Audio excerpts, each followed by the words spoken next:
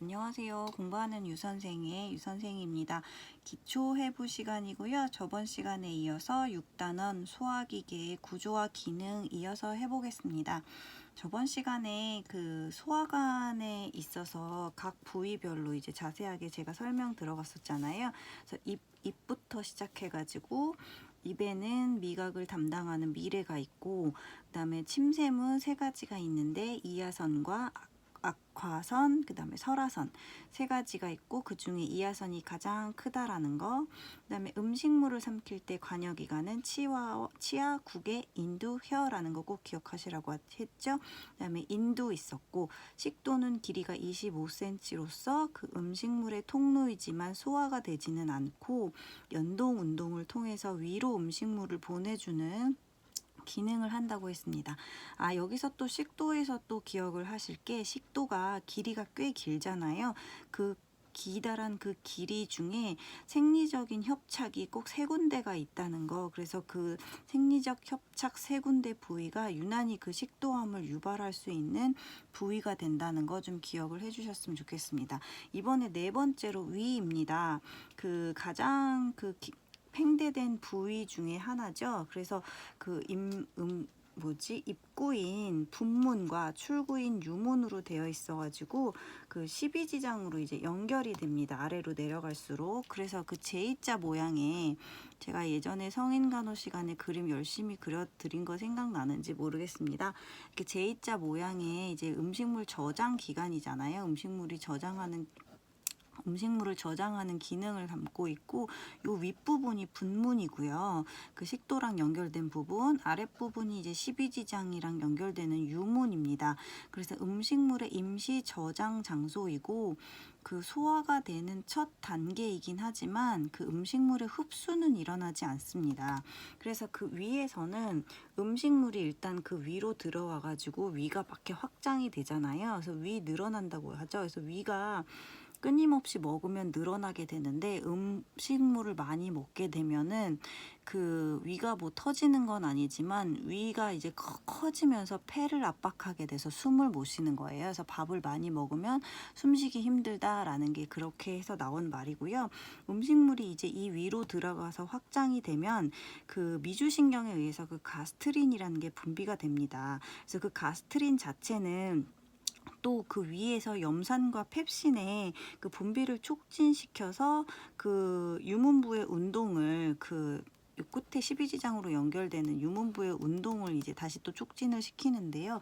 이 염산과 펩신 보시면은 위에서 나오는 건데, 그 위에서 나오는 이 염산은 음식물에 그 살균 작용을 할 뿐만 아니라 그 펩신의 그 분비를 이제 활성화시키는 거예요.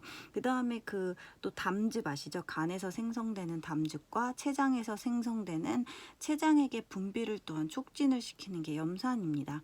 그 다음에 이 펩신 자체는 단백질을 이제 분해를 하는 효소인데요.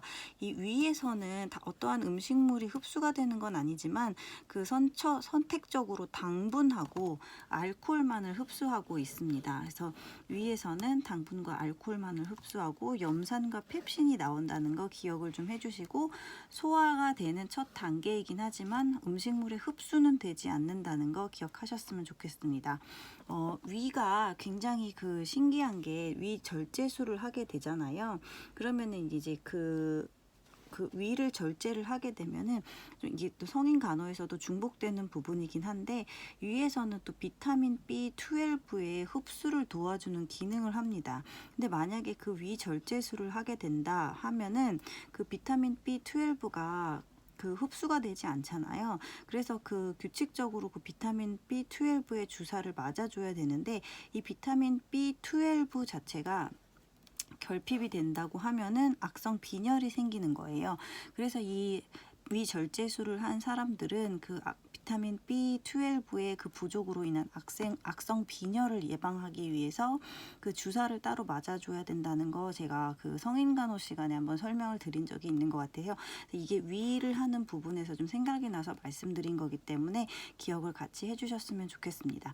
그 다음은 이제 소장으로 넘어갑니다. 소장에서 이제 중요한 거, 제가 별표 쳐드려야 되죠. 분절 운동의 시작입니다.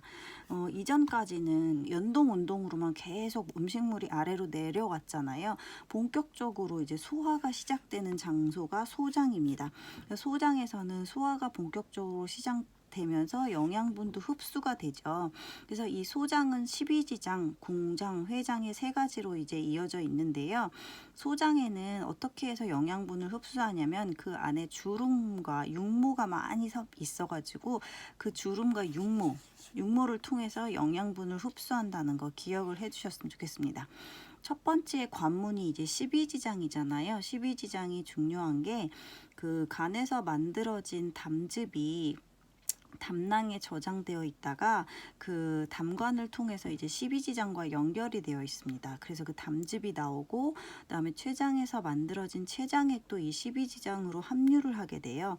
그래서 여기서 전반적으로 소화의 그 분비 효소가 모여지기 때문에 분해가 이루어지고요. 이 십이지장 자체는 25cm의 그 길이를 가지고 있습니다. 근데 이 십이지장이 또 중요한 게 이 십이지장 자체의 그 궤양이 제일 많이 발생되는 부위가 또한 이 십이지장이에요. 그 다음에 뭐 십이지장 궤양이 제일 많고 위궤양, 그 다음에 식도궤양 이렇게 순서가 되잖아요. 그래서 이 십이지장이 굉장히 그 중요한 역할을 하고 있는 것 같아요. 그 다음은 이제 공장, 회장으로 연결이 되어 있고요.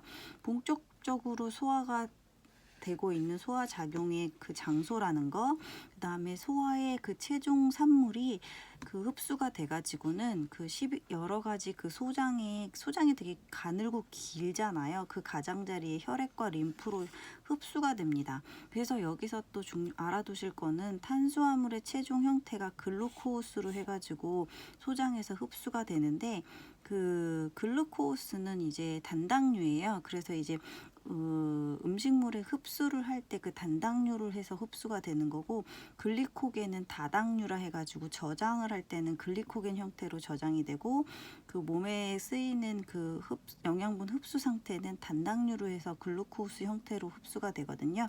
그리고 이제 소장 자체는 6에서 7m의 아주 기다란 관입니다. 대장에 비해서 굉장히 가늘고 길다라는 거 좀 기억을 해주셨으면 좋겠고, 대장에는 육모가 없지만 소장에는 육모가 있어서 영양분을 흡수한다는 것도 같이 기억해 주셨으면 좋겠습니다.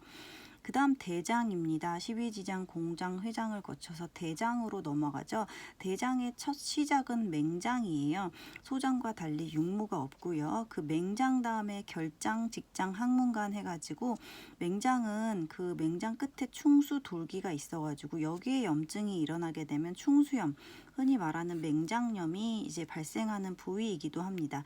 이 맹장염 자체는 오른쪽에서 이제 맹장 충수 돌기가 있기 때문에 오른쪽 배가 아프다 할 때는 그 맹장염을 의심을 해봐야 되고요.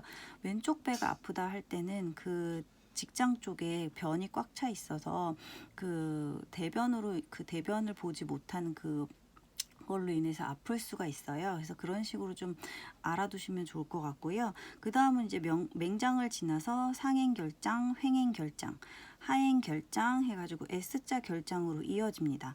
그 다음으로 결장은 직장으로까지 이어지는데요. 이 직장은 이제 맨 끝에 대변이 축적되어 있는 직장 팽대부가 있어가지고 거기가 이제 항문을 자극을 하게 되면 변이를 느껴서 대변을 보는 거고요. 그 다음으로 맨 끝에 있는 항문관, 여기는 이제 항문 쪽에 보면 관략근이라고 해서 항문 조임근이 있죠. 그래서 소화기관의 가장 마지막 출구라는 것까지 기억을 해 주셨으면 좋겠습니다. 그 다음은 이제 그 대장 자체는 효소 분비는 없어요. 다만 여기서는 소장에서 이미 영양분이 다 흡수가 되고 나왔기 때문에 수분만을 흡수하고, 대신에 이제 대장은 소장에 비해서 굵고 짧지만 거기에는 결장띠하고 결장팽기, 그다음에 복막수, 그 지방 덩어리처럼 보이는 복막수가 특징이라는 거 알아두셨으면 좋겠습니다. 그 다음은 이제 소화관을 다 했다면 거기에 딸려있는 부속 장기 간으로 넘어가 보겠습니다. 간은 제가 성인간호 시간에서도 중복되는 부분이 많은데요. 설명 많이 드렸는데 횡격막의 밑에, 그 다음에 그 위에 바로 오른쪽에 위치하고 있고요. 담즙을 생성하는 곳입니다. 그래서 그 담즙을 생성해서 간의 끝에 총담간이 십이지장과 연결이 되어 있어요. 이 담즙은 간에서 생성하지만 그 담낭에서 보관을 하죠. 그래서 그 담낭도 그 간 밑에 이렇게 붙어 있는데 그 붙어 있는 담낭 밑에 총담간으로 해서 십이지장으로 연결되어 있는 겁니다. 그래서 그 간은 담즙을 생성하고 그 다음에 이 생성된 담즙은 담낭에서 저장된다는 거 기억을 해 두셨으면 좋겠습니다. 간의 기능은 굉장히 많이 여러 가지 기능이 있어요. 굉장히 중요한 기능들을 맡고 있는데 간의 기능은 반드시 중복되게 여러 과목에서도 나오지만 반드시 기억을 해 두셨으면 좋겠습니다. 담즙을 형성하는 거 알고 계시죠? 그 다음에 포도당을 저장합니다. 포도당을 저장할 때는 아까 말씀드린 다당류인 글리코겐 형태로 저장을 하고요. 혈액 응고인자를 합성합니다. 혈액을 분리하게 되면 거기 혈장과 혈구 중에 그 혈구는 거의 단백질로 이루어져 있잖아요. 거기에 이제 프로트롬빈이나 피브리노겐의 그 응고, 그 혈장에서 그 응고인자를 빼면 혈청이 되는 거 말씀드렸죠. 거기에 그 프로트롬빈과 피브리노겐 같은 혈액 응고인자를 합성하고 혈장 단백질 알부민 같은 것을 합성합니다. 또 간은 해독작용 있는 거 아시고요. 그 다음에 면역작용을 하고 있고 또 간에서 그 단백질이 암모니아 형태로 바뀌면 그 암모니아는 독소를 갖고 있기 때문에 간에서는 그 암모니아를 독소를 뺀 요산 형태로 이제 바꾸어 줍니다. 그래서 그 요산을 형성한다는 거. 그래서 만약에 간이 안 좋으면 그 암모니아를 요산으로 바꿔주는 기능이 없어서 암모니아의 그 독소 자체가 그 혈액으로 올라가서 그 간성 혼수가 온다는 거 알고 계시죠? 그 다음에 태생기 에는 간에서 조혈작용을 한다고 해요. 그 다음에 지방대사, 간문맥으로 들어오는 영양분을 받아서 지방대사에 관여하고 있습니다. 이렇게 많은 역할을 하고 있는 간인데요. 간에는 특이하게 간동맥, 그 다음에 간문맥 두 가지의 두 가지의 뭐라 그러죠? 혈류가 같이 들어오고 있어요. 동맥과 정맥혈이 같이 들어오고 있는데 간 동맥은 이제 뭐 산소를 갖다 준다고 하면 간문맥 자체에서는 위장에서 흡수한 영양분을 받는 곳이 간문맥입니다. 그래서 간문맥과 간동맥이 같이 이제 들어오고 있다는 거 기억을 해 주시고요. 그 다음은 간 밑에 있는 이제 췌장입니다. 이자라고도 하지요. 십이지장과 그 비장 사이에 위치하면서 그 뒤쪽에 붙어 있어가지고 옥수수 모양처럼 길게 생겼어요.